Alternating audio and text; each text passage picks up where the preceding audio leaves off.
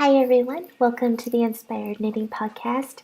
Today is April 19th, 2014, and this is episode 4. Welcome to the show. I am your host, Bobby.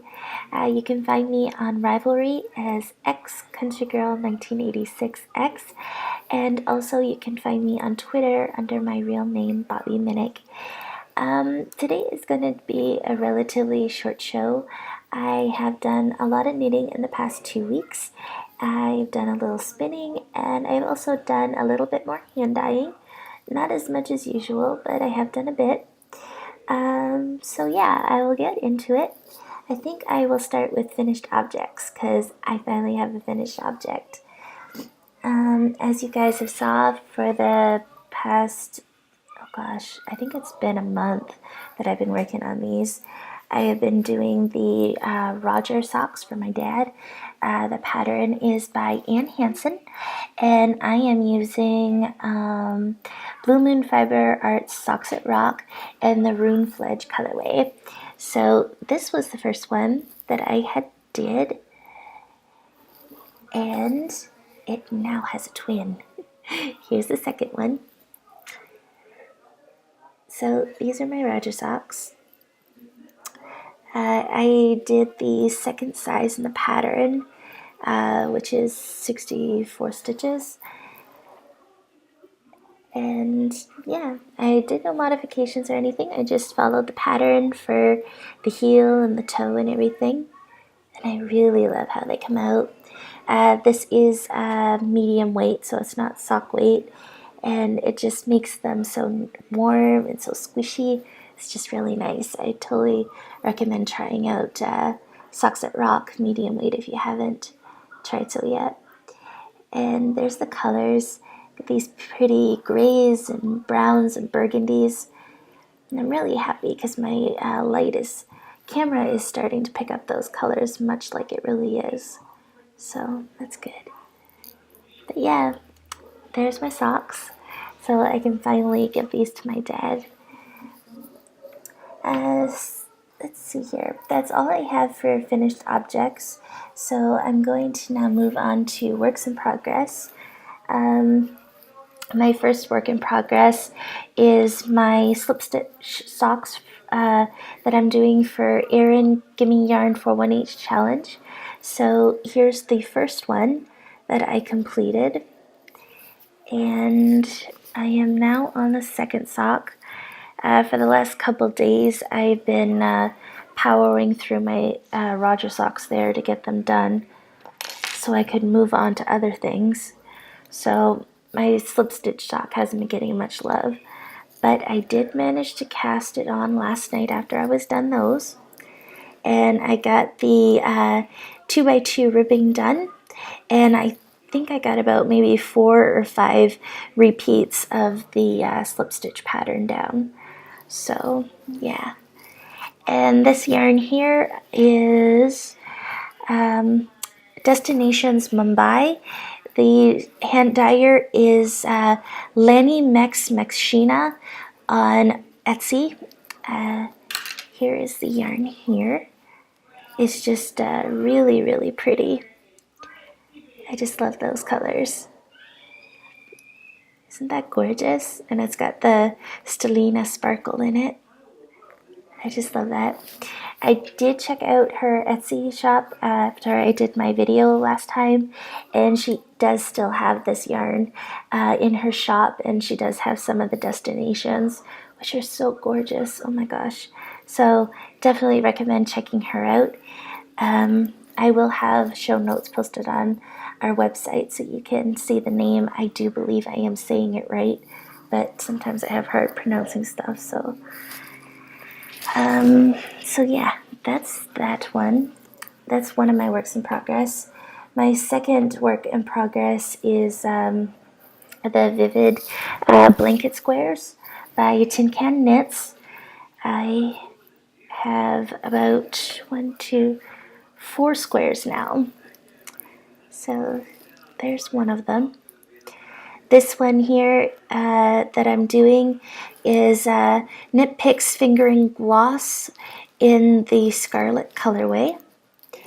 and it is a blend of merino and silk, and it is so soft and so beautiful, and I just love this color too. It's so pretty.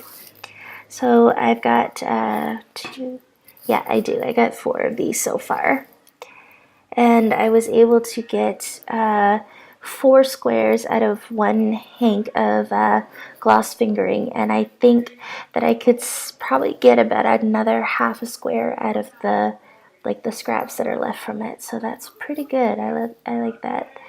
So this is my second works in progress. I really hope to work on more this week. I do apologize, that's my clock. So that's my second works in progress. I did cast on something else this week.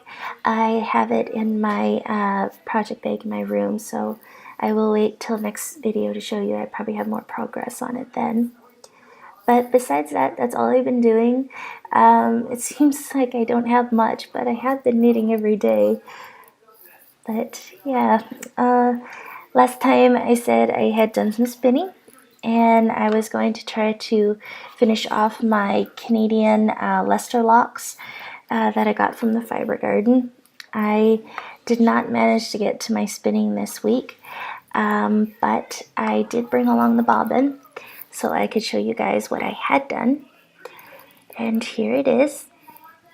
These are Canadian Leicester locks, and I just bought a 100-gram bag of them and then dyed them up myself.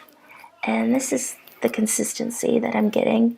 There are some thicker spots like this one here, but overall I'm pretty happy with it.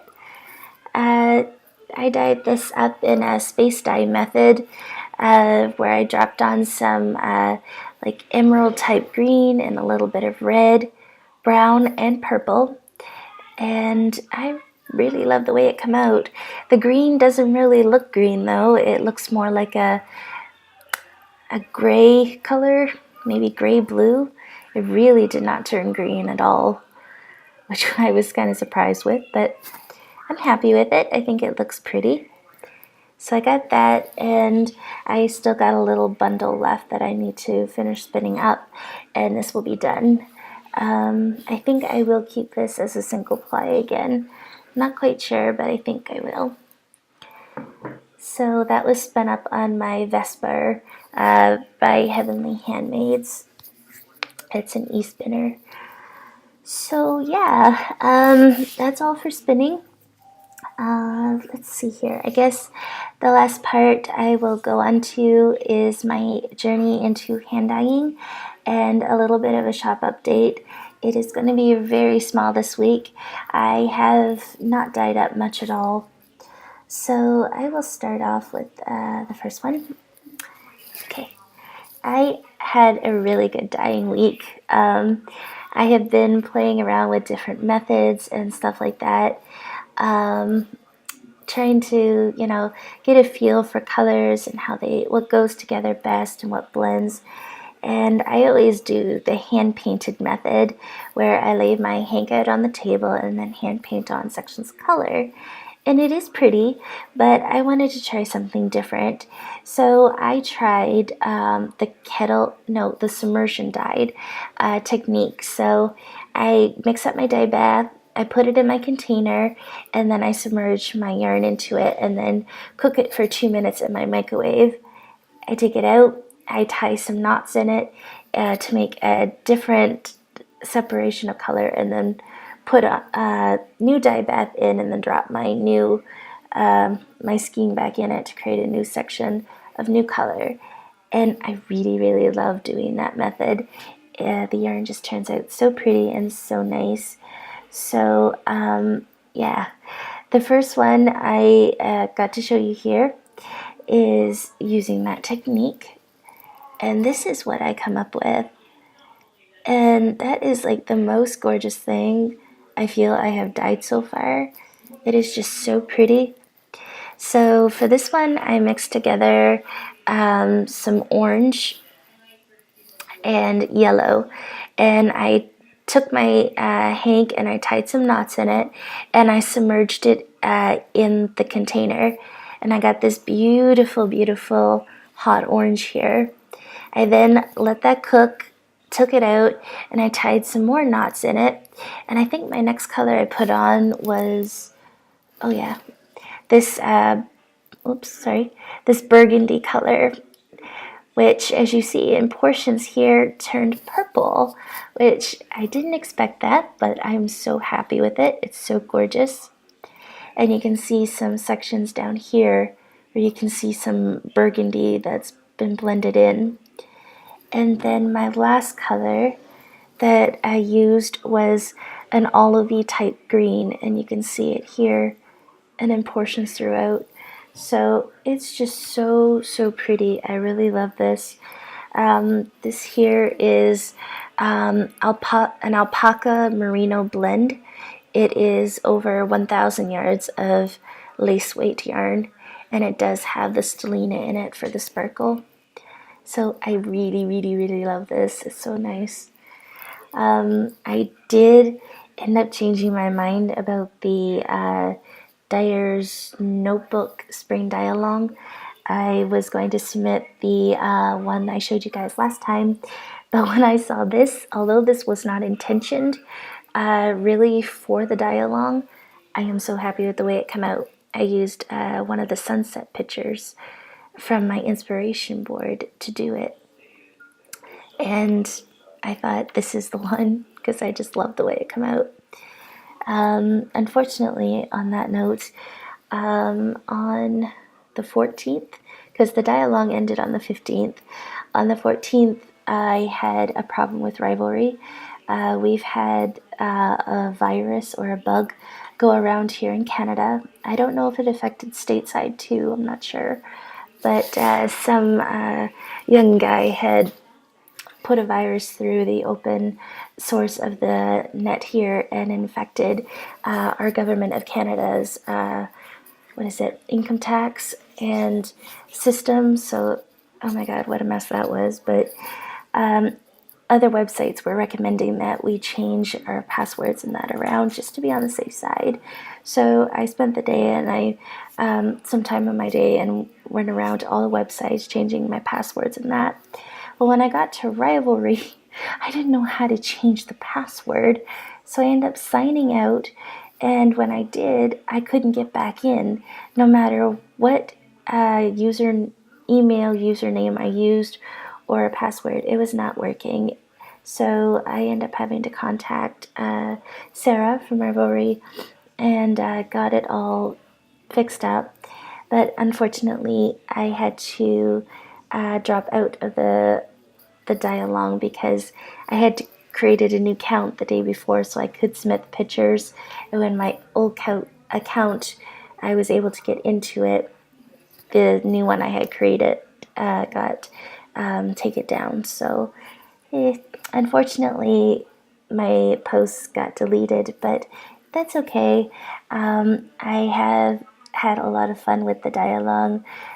It really gave me some new ideas and some new inspirations on, creating the inspiration board through Pinterest and finding these new ways to come up with colors. So overall, I'm very, very pleased with my experience with the dye-along, and yeah, it's been great. So that's that one. And then I had some Dyebath left over from all three of those colors, and I didn't necessarily want to throw them away because there was still like quite a bit of dye in them. So I had another skein of yarn, and this one is a mix of merino, nylon, and bamboo. So I decided that I was going to try out that same technique again with the leftover colors.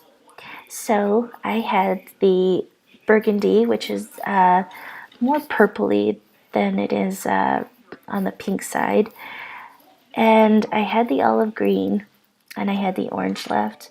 So I wanted to try out some blue, and I have the greener shades acid dyes, and you can buy this book separately with the dyes, and it'll give you, God, there's lots of recipes in there that you can mix together the different colors, and there's this really, really pretty robin's egg blue, I really love that color and I've been wanting to do it. So I did.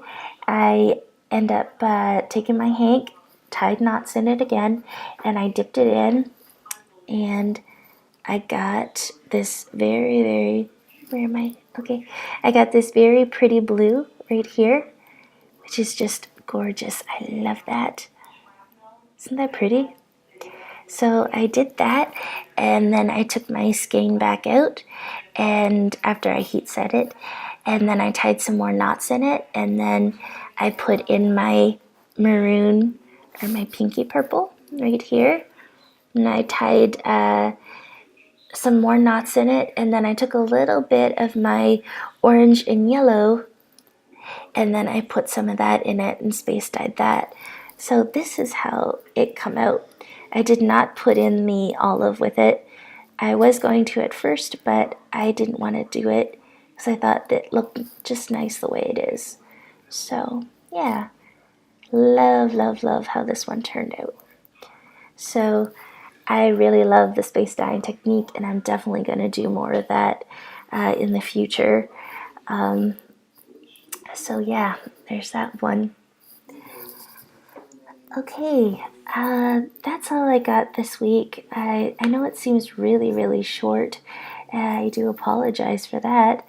Hopefully I'll have more next time. Thank you. Before I go, I do want to say thank yous. I had some new people come over to the Inspired Knitting Board on Rivalry.